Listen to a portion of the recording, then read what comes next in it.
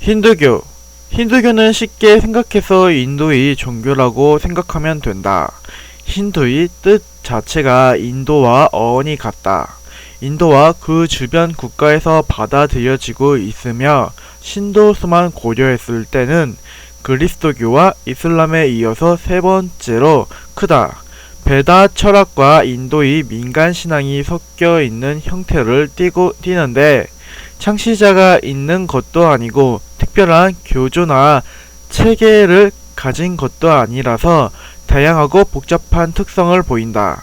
다만 베다와 우파니샤드를 그 근간으로 하고 브라흐마나 슈트라, 마하바라타, 라마야나 등 다른 문서들이 추가된 것이어서 쉽게 이해하기 위해서는 우파니샤드를 기준으로 파악하면 된다. 초기 베다나 우파니샤드와 차이점이 있다면 베다와 우파니샤드에 등장하는 신들이 조금 더 인간적인 형태로 바뀌었다는 점이다. 힌두교는 과하다 싶을 정도로 많은 신이 등장하기 때문에 다신교의 형태를 보이지만 실제로는 가장 근원이 되는 신이 셋이고 이들도 사실은 근원적인 측면에서는 한 존재의 서로 다른 세 측면인 까닭에 일신교적인 모습도 갖는다. 가장 중요한 세 신은 브라흐마, 비슈누, 시바다. 각각의 신은 역할의 차이가 있다. 브라흐마는 창조를 하는 신이고 비슈누는 이를 유지하며 시바는 파괴를 담당한다. 브라흐마는 어쩐지 익숙하다. 우파니샤드에서 우주의 근본 원리로서의 브라흐마가 창조를 담당하는 이 브라흐마와 같은 존재다. 다만 우파니샤드에서의 브라흐마는 형이상학적이고 추상적인 개념인 반면 힌두교에서의 브라흐마는 그리스 신화에서처럼 인간적인 형태가 강조되어 있다. 각각의 신에 대해 간략히 알아보자. 브라흐마는 창조의 신으로 말 그대로 지금의 우주를 탄생시키는 역할을 했다. 힌두교의 신화나 그림 속에서는 수염을 기른 나이 많은 남성이 모습을 하고 있다. 머리가 4개여서 각각 4방향을 보고 있고 보통 4개의 팔을 가진 것으로 나온다. 다리는 정상적으로 2개다. 선과 악을 분별해주는 백조를 타고 다닌다. 탄생에 대해서는 여러 설명이 있으나 그 중에서 들을 만한 것은 물에서 태어났다는 설이다. 우주가 시작되기 전에 우주의 씨앗이 황금알 모양으로 망망대해 위에 떠 있었는데 여기에서 태어났다는 것이다. 서구의 창조주가 절대적 권한을 갖는 것처럼 브라흐마도 창조주이므로 존경받아야 할 것 같지만 실제로는 특별히 인기가 없는 신이다. 힌두교 전통에서는 모든 신을 다 믿고 따르는 것이 아니라 자신이 믿고 싶은 만큼 대상을 정해서 믿으면 되는데 다른 중요한 두 신인 비슈누와 시바가 인도의 많은 사원에서 모셔지는 것에 비해서 브라흐마를 모시는 사원의 수는 극히 드물다. 이렇게 인기가 없어진 것은 대략 6세기 무렵부터다. 그 이유에 대해서는 여러 설명이 가능하다. 비슈누나 시바는 우주를 관리하고 파괴하는 등 역할을 하는 데에 비해 브라흐마는 우주를 창조한 이후 특별한 일을 하지 않기 때문이라고도 한다. 하지만 각각의 신이 서로 다른 인기를 얻는 것과는 무관하게 실제로는 브라흐마, 비슈누, 시바는 궁극적이고 초월적인 하나의 존재가 자신의 속성을 기준으로 분리된 것이다.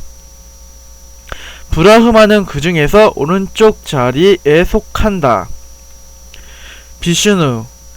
비슈누는 유지의 신으로 가운데 자리에 위치한다. 힌두교가 발전해오던 초기에는 중요성이 크지 않았으나 현재에는 파괴의 신인 시바와 함께 최고의 신으로 인기를 얻고 있다. 실제로 현재 힌두교의 양대 종파는 비슈누파와 시바파다. 비슈누파는 일반적으로 높은 계급이나 부유한 사람들이 믿고 시바파는 낮은 계급이나 가난한 사람들이 신봉한다. 이에 대해서는 역사적 종교적 측면에서 다양하게 해석해야 하겠지만 앞서 정치 파트에서 살펴본 보수와 진보의 세계관이 차이로 설명해 볼 수도 있을 것이다. 우리는 보수가 세계를 안정적으로 파악하고 이에 따라 사회를 유지하려는 성향을 띠게 됨을 알아보았었다. 반대로 진보는 세계를 불안정하다고 이해하고 그러므로 사회가 변화되어야 한다고 생각했다. 세계를 유지하는 비슈누를 높은 계급이, 세계를 파괴하는 시바를 낮은 계급이 신봉한다는 것은 우연이라고 보기 어렵고 정치 경제적 측면에서 이해할 수 있겠다. 어쨌거나 비슈누는 브라흐마에 의해 창조된 이 세계를 유지하고 조율하는 역할을 담당한다. 외모는 검푸른 피부에 잘생긴 젊은이의 형상을 하고 있다. 4개의 팔에는 각각 방망이, 연꽃, 소라고등, 원반을 의미하는 차크라를 들고 있다. 비슈누는 세상을 유지하기 위해서 화신을 의미하는 아바타라를 지상에 주기적으로 내려보낸다. 이 아바타라는 비슈누의 대리자이기도 한 동시에 비슈누 자신이기도 하다. 현재까지 9가지의 아바타라가 내려왔고 마지막으로 10번째 아바타라가 내려올 차례다. 물고기나 거북이 등 동물의 형태일 때도 있으나 인간의 모습으로 나타나기도 한다. 이 중 8, 9, 10번째 아바타라가 중요하다. 8번째 아바타라는 크리슈나로 인도에서 가장 대중적이고 최고로 인기가 많은 신이다.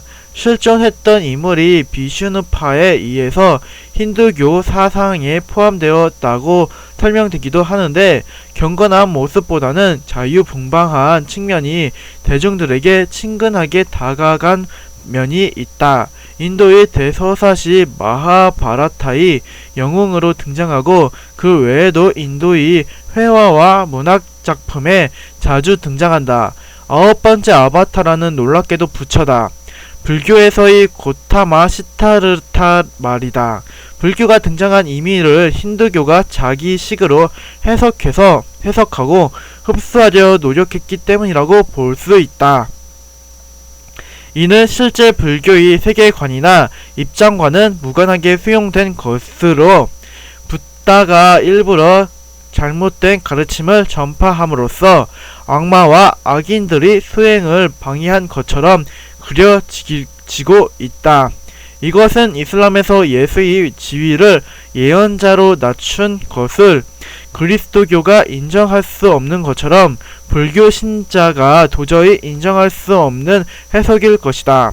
10번째 아바타라는 칼키라는 존재로 마지막 아바타라로 예정되어 있다. 칼키라는 말은 영원 시간을 의미한다.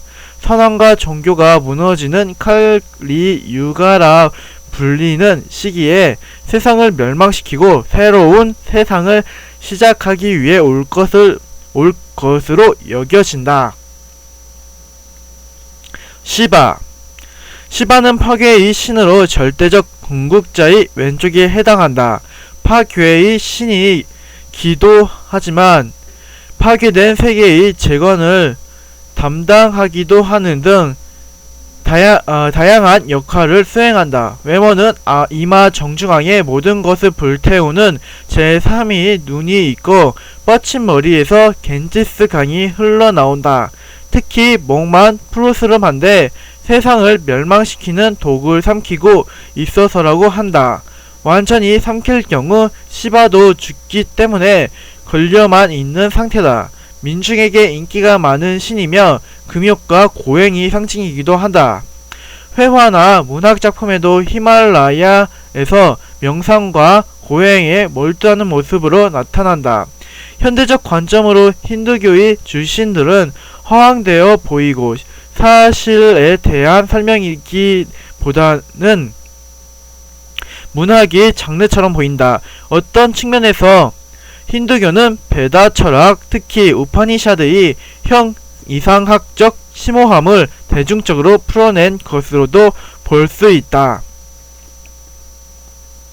불교 기원전 6세기 무렵에 고타마 시다르타에 의해 시작된 불교는 베다와 우파니샤드의 영향권 안에서 탄생한 까닭에 업, 윤회, 해탈 등의 개념을 이어받았다. 다만 베다 철학이 형 이상학적이고 이상적인 측면을 거부하고 현실적이고 실천적인 측면을 강조했다는 점에서 차이가 있다. 불교의 초기 경전에 의하면 부처는 형 이상학적인 질문에는 대답을 보류한 것으로 나온다.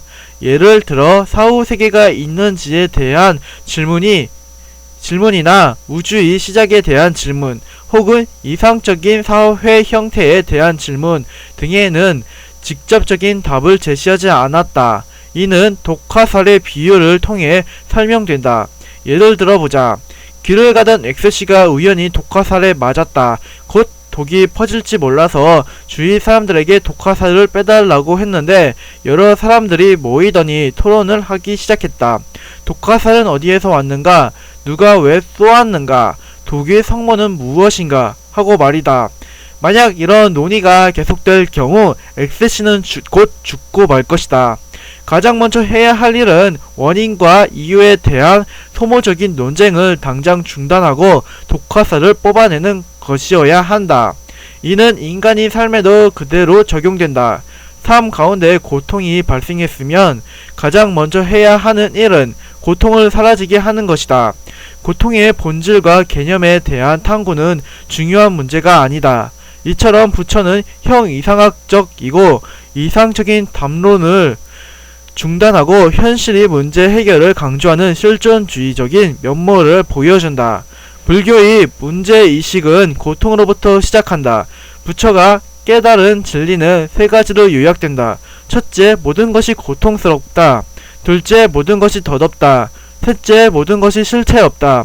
이러한 깨달음은 마치 삶에 대한 회의적이고 부정적인 측면을 강조한 것처럼 보이지만 이는 단순히 세상에 대한 불만을 표출한 것이 아니라 실제 세계가 그러함을 말한 것으로 부처는 이를 정확히 이해할 때 비로소 고통에서 벗어날 수 있다고 생각했다. 반대로 무엇인가 변하지 않고 영원한 것을 찾으려 할 때 실제 삶은 그렇지 않으므로 고통은 가중된다. 따라서 베다 철학에서 자아의 영원한 본질을 의미하는 아트만에 대해서 부처는 부정한다. 고정적이고 영원한 실체는 없다. 이를 무아라고 하고 이후 대승불교에 와서는 공으로 표현된다. 고정된 실체가 없고 모든 것이 변화한다면 이 세상은 무엇인가? 부처에 따르면 이 세상의 모든 현상은 단순하고 우연적인 조건들이 순간적으로 모인 것뿐이라고 한다. 눈앞의 사물이나 개인의 성품이나 모든 것은 과거로부터의 수많은 원인과 결과가 연결되어서 우연하게도 지금의 모습으로 잠시 놓이게 된 것이다. 이를 영기라고 한다. 고정되고 불변하는 실체에 대한 집착을 내려놓고 무아와 영기를 받아들일 때 삶의 고통은 제거되고 개인은 깨달음에 이르게 된다. 이를 부처는 명료하게 고진멸도 이 네 가지 단계로 설명한다. 첫 번째 단계는 고통을 직시하는 단계다. 사랑하는 사람과 이별하는 것, 미워하는 김부장이 얼굴을 매일 보는 것, 내가 계획한 일들이 어긋나는 것, 늙어감에 따라 병들고 아파지는 것 모두를 명료하게 바라보는 단계를 말한다. 두 번째 단계는 고통의 원인을 이해하는 단계다. 고통이 발생하는 것은 집착하기 때문이다. 안정된 현실을 꿈꾸고 감각이 쾌락을 꿈꾸고 죽고 나면 좋은 곳에서 태어나고 싶어하는 욕구와 집착이 고통의 원인이었음을 이해하는 단계다. 세 번째 단계는 집착을 제거하는 단계다. 모든 집착과 번뇌와 욕망을 멸한다면 고통의 원인이 사라지고 이에 따라 고통도 사라질 것이며 우리는 해탈에 이르게 될 것이다. 네 번째 단계는 집착을 제거하기 위한 수행을 실천하는 단계다. 구체적으로 8정도라는 8가지 수행 방법이 있는데 이는 바르게 보고, 바르게 생각하고, 바르게 말하고, 바르게 행동하는 등 마음을 바르게 안정시키는 방법이다. 해탈에 이르는 4단계인 고집멸도를 사성제라고 부른다. 사성제와 팔정도는 불교 이론의 핵심을 이룬다.